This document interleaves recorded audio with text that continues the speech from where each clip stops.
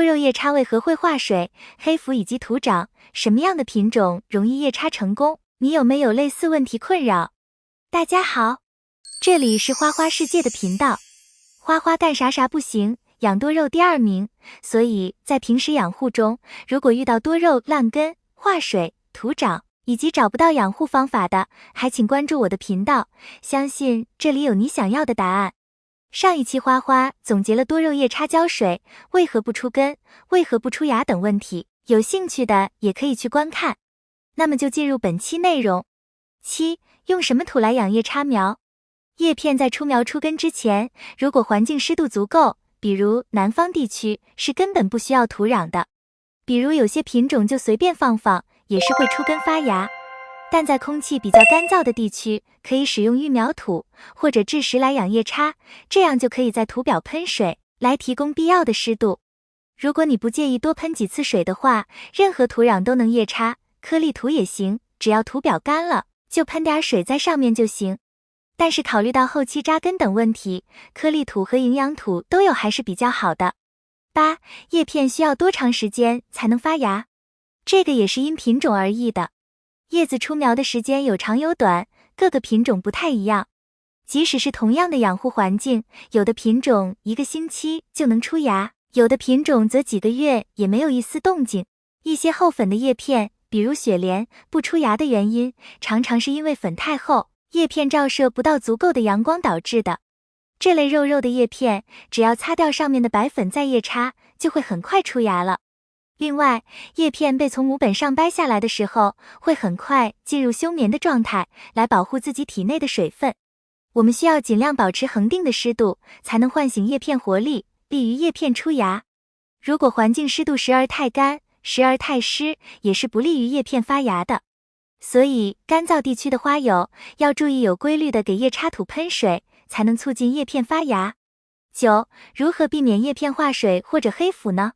不管叶片出苗的速度有多慢，只要叶片还保持着不错的状态，慢慢等待，总会出苗的。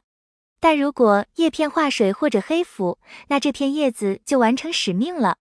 化水只有一个原因，就是窒息。叶片无法呼吸时，就会通过无氧呼吸自我分解，而导致化水。所以保持通风是避免化水的唯一办法。过度暴晒会导致叶片气孔闭合，无法呼吸而化水，叶插的土壤过度潮湿也会导致化水。而黑腐是由真菌感染引起的，由于真菌没有可入侵的地方，所以健康的叶片并不容易发生黑腐，大部分的黑腐都是先化水后黑腐的。所以不要暴晒叶片，保持通风，叶插土壤不要过湿，是防止母叶化水的3条较重要原则。10. 叶插小苗怎样才能长得快？很多花友看到芝麻粒大小的小苗长在叶子生长点上，总是巴不得小苗赶紧长大。但是在小苗出根以前，耗费的只是母叶中的养分，所以浇水施肥什么的，显然都是不管用的。等到小苗出根以后，就可以适当浇水，让小苗能从根系获得生长所需的养分了。有的肉友说，他养的叶插苗总也不长大，但根系都已经从盆底长出来了。这是个很典型的问题。小苗叶片面积小，光合作用产生的干物质很有限，如果放任它们的根系随意生长，就会导致大量干物质都用来长根而不是长叶子，小苗自然长不大了。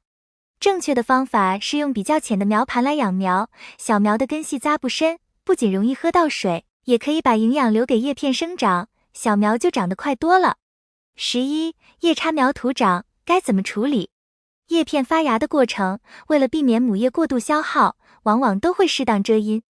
但一旦小芽萌发出来，感觉到环境里阳光不够充足，就会迅速长高，寻找阳光，这就是小苗徒长。想要避免小苗徒长，可以用2个不同的苗盘来养叶插。没发芽的叶片放在一起，用散光养，根据空气湿度少喷水或者不喷水。叶片发芽后，立即移到光线充足的苗盘里去，享受阳光，避免徒长。第2个苗盘还可以适当多浇水，来促使叶片生根。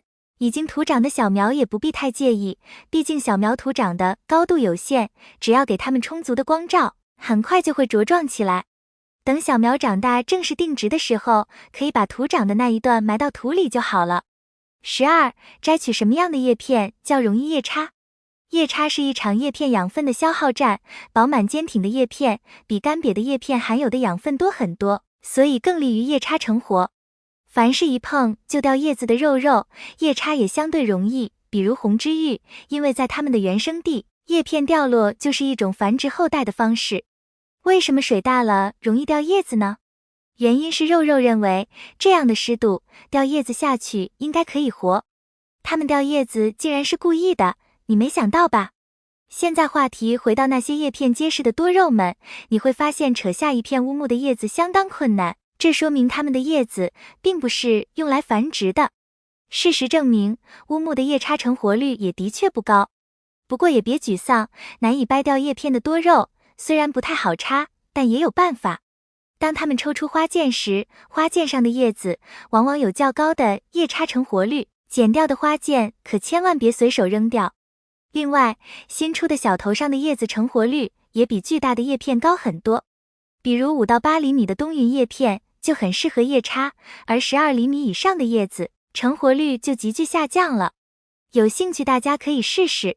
13. 群生的肉肉是怎么叶插出来的？大家可以先仔细观察一下叶片的生长点。叶片的生长点并不是一个点，而是叶片基部的一个橄榄形的区域，这就是萌发新芽的地方。生长点的面积越大，可以长出的小芽数量就越多，这就形成了叶插群生。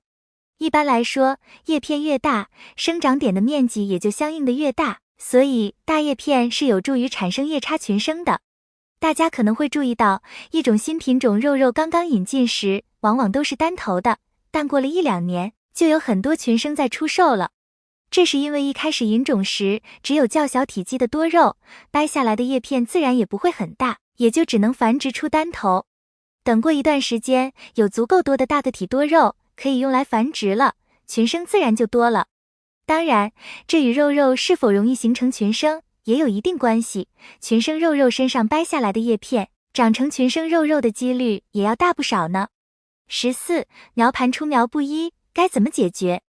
如果是相同品种的肉肉，出苗的时间一般是差不多的，有没出苗的可以等一等。看到大部分出苗了，就可以拿去晒太阳，给它们更多的光照。如果什么品种的叶片都有，建议尽早移走那些早出苗的叶片，留下的空位还可以补充一些没出苗的叶片进来。总结，多肉叶插，个人认为是多肉繁殖里面最容易的了，不仅见效快，还能很清晰地观察整个生长过程，是比较治愈的一件事情。